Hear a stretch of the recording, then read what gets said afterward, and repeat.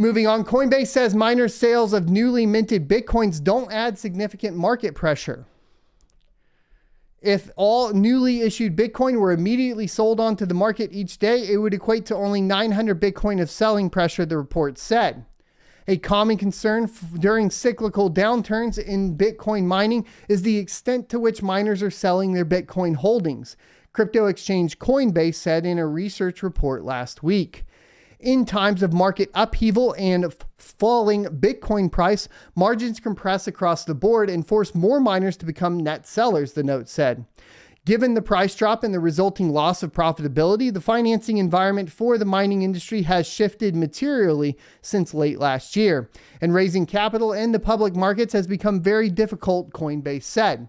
Still, even if all newly issued Bitcoin were immediately sold onto the market each day, that would equate to only 900 Bitcoin of selling pressure, which represents just 1 to 1.5% of total daily volume, it added. A healthier Bitcoin derivatives market should allow miners more options in terms of potential hedging strategies, the report added. Mining companies that expanded aggressively in recent years and leveraged their balance sheets in the process are now being forced to restructure their operations, the note said, adding that these conditions should present opportunities for consolidation across the mining industry in the second half of the year as less prudent miners continue to face challenges.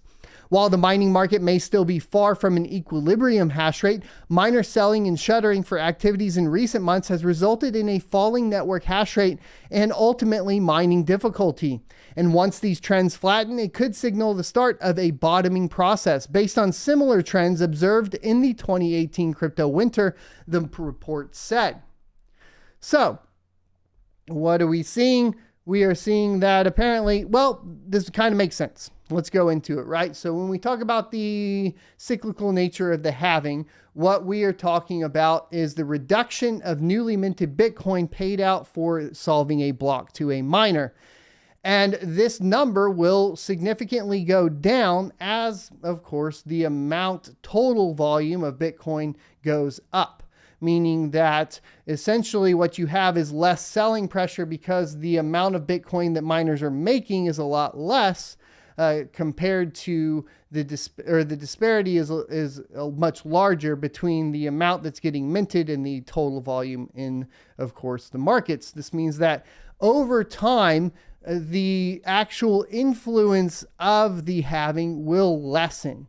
Theoretically, right? And that will also depend on how much demand there is for Bitcoin and other outside factors as such. Does that mean that we're completely out of a halving cycle? No, I think we're still going to see the halving cycle. I just don't think that we will see it to the extent that we would see it affect it previously, because you essentially had more newly minted Bitcoin being sold off by the miners during these times. So that's kind of the perspective surrounding it. And we'll just have to see how, that shapes out the next halving cycle for Bitcoin, which we will be able to see in 2024 to 2025 timeframe. We have more information on Three Arrows, and the paper trail leads to trading desk obscured via offshore entities. As Three Arrows Capital collapsed under market pressure, its much lesser known trading desk, TPS Capital, remained active, sources say. But a complex ownership structure might frustrate creditors' efforts to collect. The collapse and now bankruptcy case of the once mighty crypto hedge fund Three Arrows Capital has roiled the digital asset industry and contributed to a record first half tumble in Bitcoin's price. Yet for investors and enforcers following the money trail, the Arrows points to an obscure legal entity that has so far mostly remained out of the headlines, while still aggressively trading and possibly shielding some assets from recovery. While Three Arrows Capital used its tens of billions of dollars of assets under management to invest in new projects and take large market positions, it also operated an over-the-counter trading desk called Taiping Shan, TPS Capital. The entity was once described on LinkedIn as, quote, the official over-the-counter desk of Three Arrows Capital, end quote, according to a scraped version of the site by Google. But the language has since been changed, distancing the two firms, of course. TPS Capital continues to make trades according to sources in the digital asset industry in Asia, even as its parent company faces liquidation in the British Virgin Islands and an investigation in Singapore. For those seeking restitution from Three Arrows Capital via a lawsuit, the legal separation may complicate efforts to obtain a payout. Named after Taiping Shan Mountain on the island of Hong Kong, TPS Capital is registered in Singapore but domiciled in the British Virgin Isles. The parent company is now facing a lawsuit, but according to corporate filings, TPS Capital has a different ownership structure and hidden directors. According to registration documents filed in Singapore, TPS Capital's ownership is split between BVI registered firm called Three Lucky Charms Limited, BVI registered TPS Research, and Cayman Islands registered Taiping Shan Limited. While BVI law holds that the directors of a company aren't public information, the name Three Lucky Charms rings like Three Arrows Capital, whose three principals are Su Zhu, Kyle Davies, and a third individual whose identity isn't clear. TPS Research, which owns 47.5% of TPS Capital's Singapore entity, also keeps its directors hidden from the public as allowed under BVI law.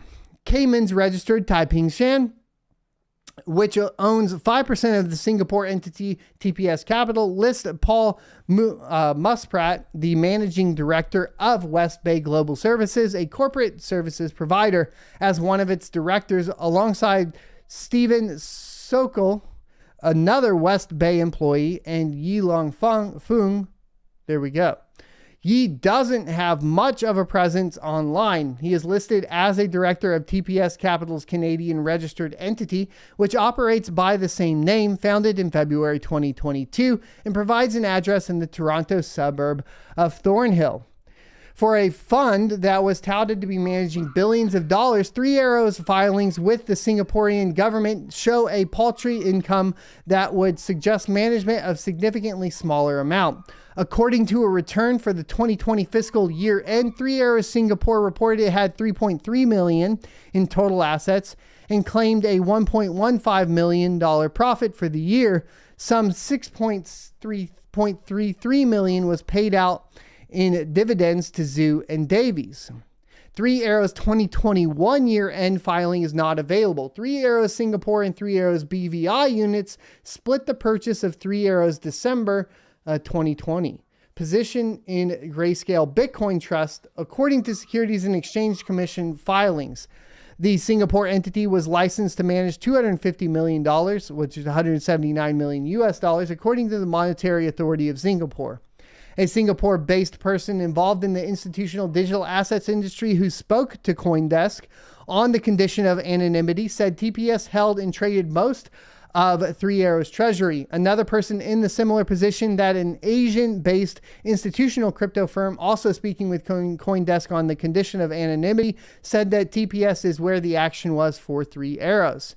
Earlier this week, the Monetary Authority of Singapore censured Three Arrows for misreporting information about the size of its holdings and issued a reprimand.